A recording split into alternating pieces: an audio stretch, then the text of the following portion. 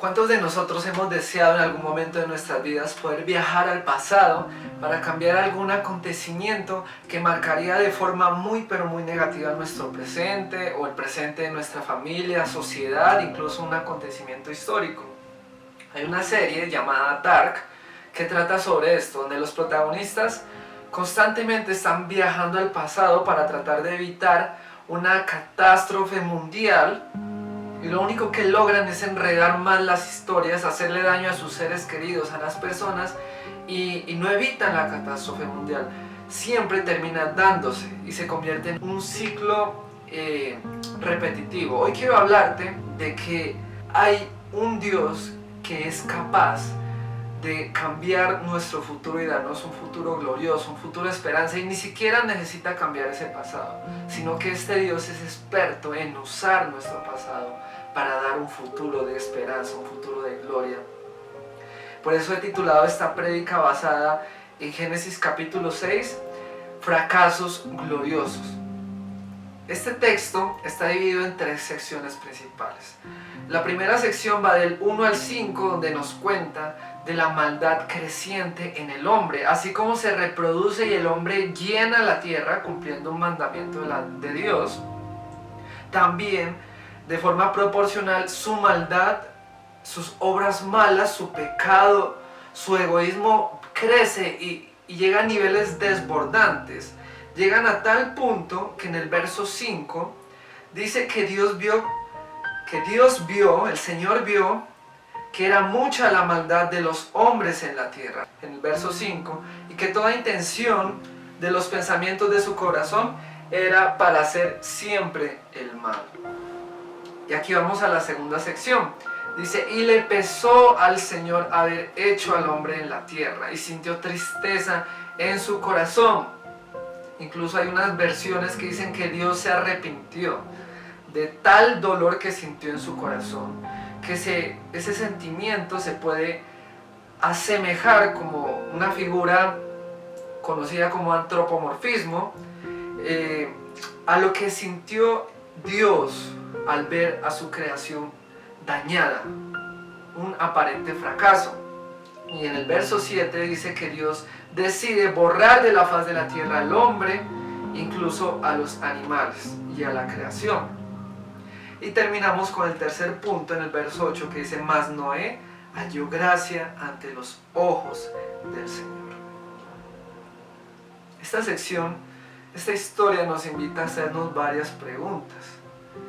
¿Sí? Una vez que tuviste que en los primeros capítulos de Génesis Dios todo lo hizo bueno, Dios todo lo hizo perfecto, ahora en el capítulo 6 la creación comienza a corromperse, la maldad se desborda, y la primera pregunta es, ¿Dios ha fracasado?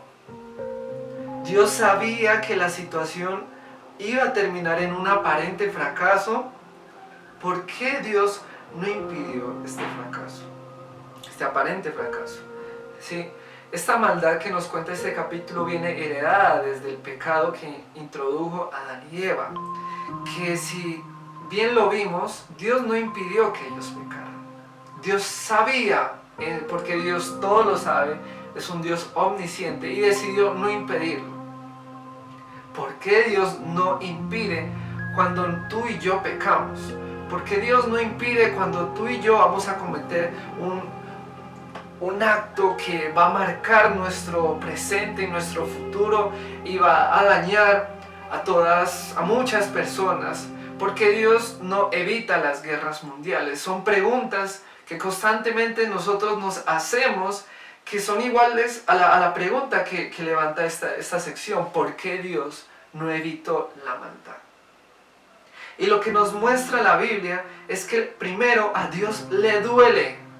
Dios no es un Dios que es como un titiritero o como un observador, alguien que hace parte de una audiencia que se deleita en una trama y que ve a otros como sufren. No, primero Génesis nos dice en el verso 6 que a Dios le pesó en su corazón, que a Dios le dolió y sintió tristeza cuando vio que el hombre se había desbordado, cuando el hombre se había corrompido. Y esto es algo que le pasa a Dios y que nos quiere enseñar Génesis. Dios se duele del dolor humano. Dios es un Dios sensible que se involucra, que incluso toma atributos humanos, porque la Reina Valera dice, y se arrepintió Dios, no queriendo decir que Dios se arrepiente como lo hace un hombre que comete un error o que pasó algo por alto, que se despistó, que estuvo dormido. A Dios no le pasa eso, ¿sí? Pero sí es una palabra que se usa para decir que a Dios le dolió en su corazón. Y aquí comienza la historia, porque aunque parece que la historia va a terminar en un final abrupto, negativo, triste, desesperanzador, de repente dice en el verso 8, dice, pero, la Reina Valera, otras versiones dicen, más, no obstante, Noé halló gracia ante los ojos de Dios. Y este Noé es el comienzo, o más bien la continuación del plan de Dios de redención.